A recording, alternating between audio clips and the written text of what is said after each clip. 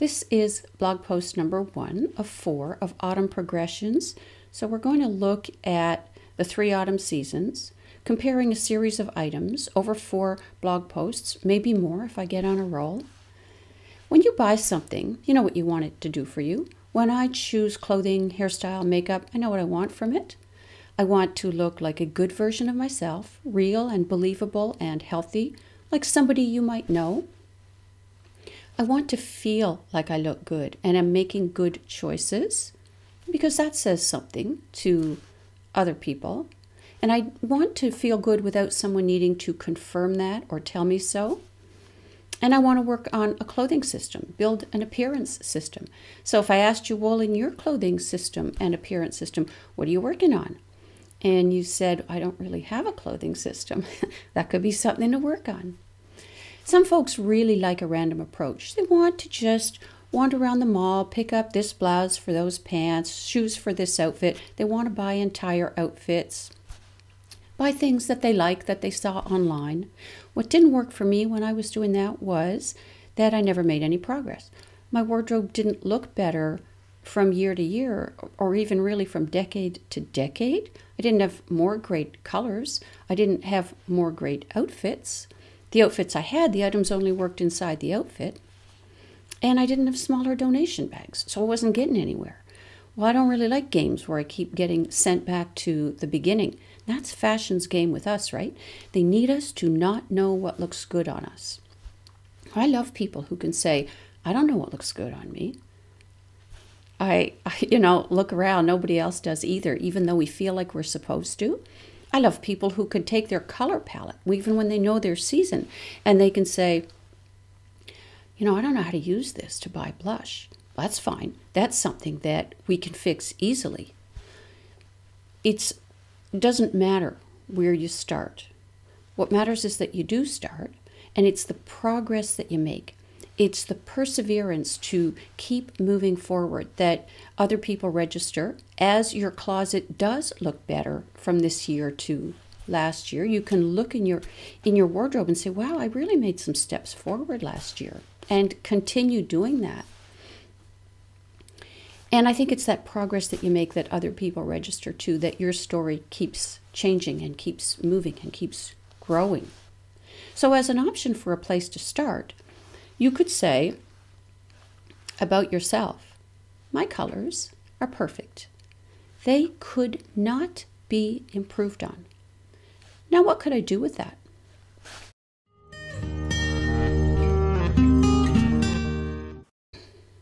Hi, I'm Christine. Thanks for being here today. Knowing your own colors is a shortcut to getting access to doors that are already open for you and not always having to fight against fashion's headwind. Today we're focusing on colors for the 3 autumn groups. So that's the soft autumn, where autumn color is mixed with a little bit of summer. True autumn, where the colors are dedicated to that glorious warmth of autumn. And dark autumn, where colors are mixed in with a little bit of winter. And we're going to talk in the blog post linked in the description box below about what happens not just when the colors mix, when the feelings from those seasons, those color groups mix together. Autumn has versatility of style, of texture, and of availability like nobody else. The day that autumns can't find colors or clothes, the rest of us should probably start getting a little bit nervous. Like every season, they also have their stereotype. This is the picture that we'll be looking at in today's blog post, linked in the description box. If you think of the world of every possible pink, vintage pink, baby pink, icy pink, or every possible metallic, or every possible white, snow, dove, tissue, latte, cream, or every possible animal skin, you can see that as an autumn, if you're shopping from this narrowed menu, you already look so much better than if you were just shopping randomly. But if you could narrow your choices to your type of autumn, your presentation improves that much more. And you can get a sense of this when you look at the chart. You can see that the columns line up pretty well. The items, nothing jumps forward, nothing falls back. Everything feels pretty balanced. The column can stay up by itself without any weak links or weak spots. Nothing looks too strong or too sharp. They all look like they would have belong in the same closet. But if you were to try to move things around, it wouldn't be quite as smooth. If you took an item from the dark autumn column, moved it over to soft autumn, oh, it might look kind of dark. It would really be intense. It would jump forward, or everything else would fall back. And if you took an item from the true autumn and moved it to the dark autumn, it would be a little bit weak. It wouldn't hold up the column as well. The whole thing would lose, the structure would lose some balance. Wouldn't make as good an impression as it could make.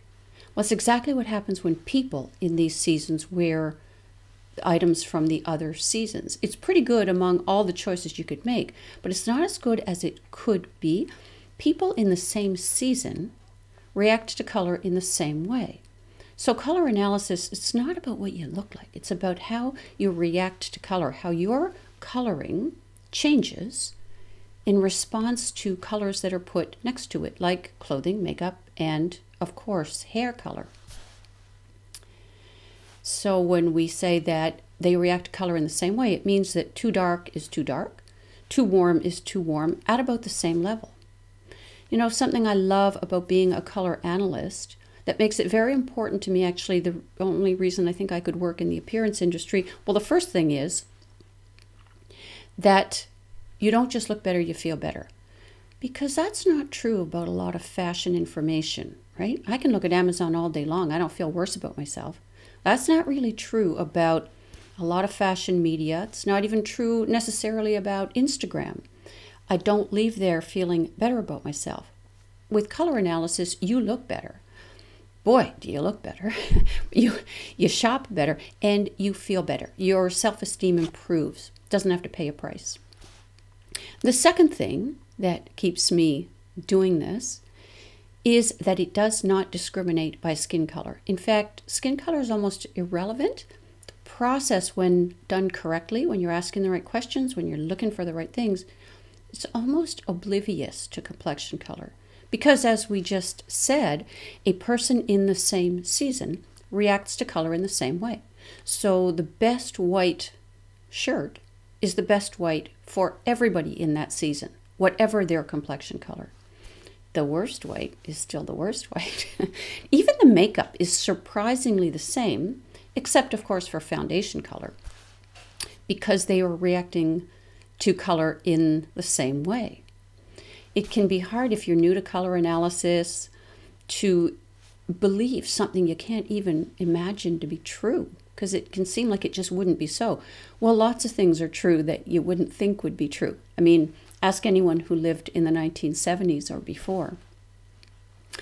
Every season is so much more than its stereotype.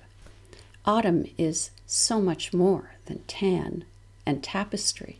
You always got to leave room for new information, new ways of thinking. And so we're always unlearning and relearning and unthinking and rethinking. It's a whole lot harder than just to keep doing what we already know how to do. But boy, do you make progress. You can look back on yourself, say, a year ago and think, I've made some strides forward. I'm not who I was back then. It's a really good feeling. In today's blog post, we are going to look at autumn. We're going to look at pinks. We're going to look at metallics. We're going to look at whites. And we're going to look at animal prints. Thank you for being here. I hope you find some information that's useful to you. Ask me questions in the comments. I'm always happy to answer. And I'll see you soon for part 2. Thanks again. Bye-bye.